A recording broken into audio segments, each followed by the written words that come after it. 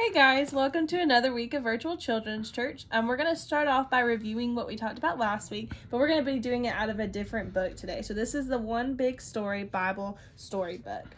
So last week we talked about how the Israelites defeated the city of Jericho, and they walked around the city for 7 days in a row. And on the seventh day, they walked around the city 7 times, and that's when they blew their trumpets and shouted, and all the walls of the city fell down, except for one. And if you see that red string, we remember that that has to do with Rahab. And so this was Rahab's house. She had protected the spies, Caleb and Joshua, earlier on, and so they were protecting her, and God kept his promise to her.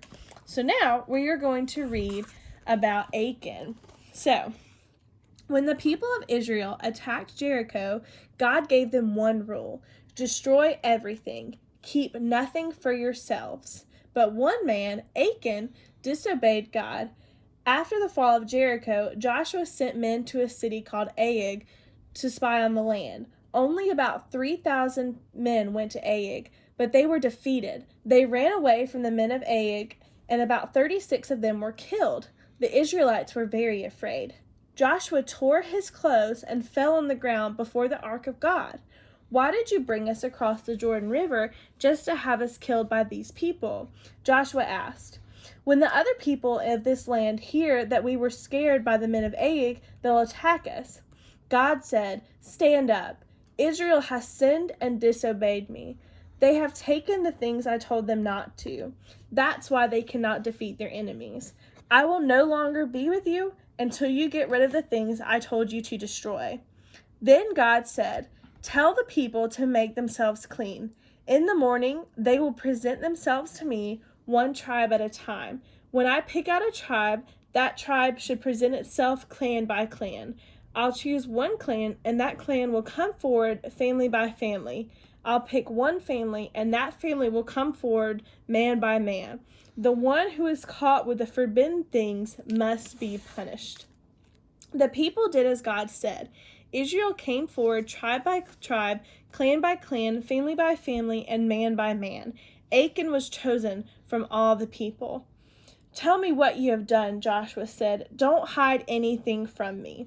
It's true, Achan said. When we went into Jericho, I took a beautiful cloak, some silver, and a bar of gold. They were buried in the ground in my tent. Joshua sent messengers to Achan's tent to collect the things. They laid them before Joshua. Why have you caused trouble for us? Joshua asked. Today God will trouble you. And Achan and his family were killed, and God was no longer angry with Israel.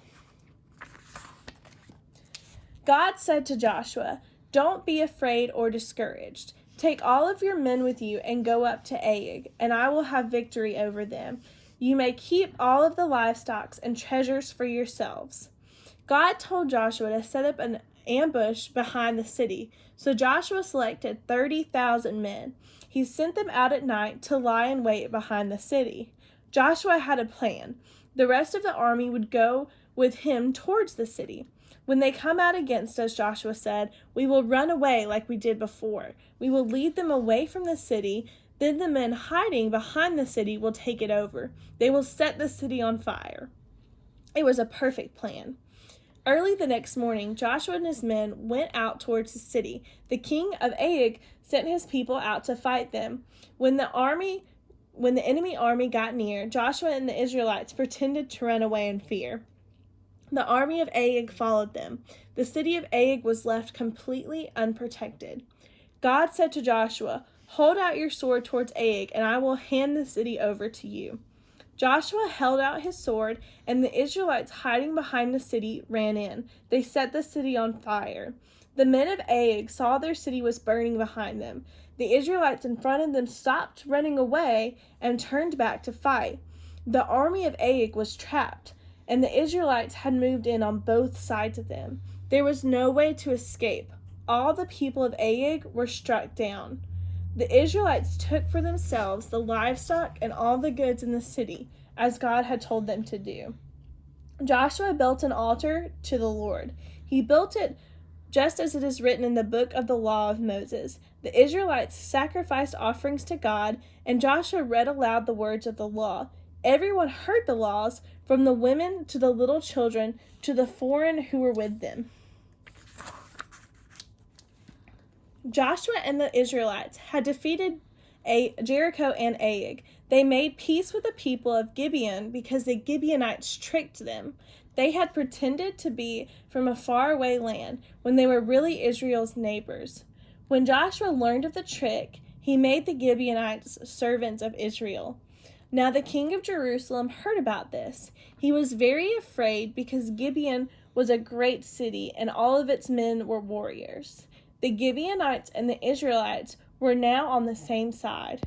The king of Jerusalem called to the 4 other kings in the land. He said to them, "Come and help me. We will attack Gibeon because they've made peace with Joshua and the Israelites." So the 5 kings joined forces. They went up with all their armies and started a war against Gibeon.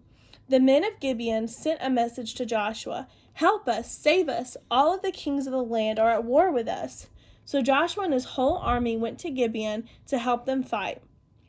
The Lord said to Joshua, "Don't be afraid, for I have handed them over to you.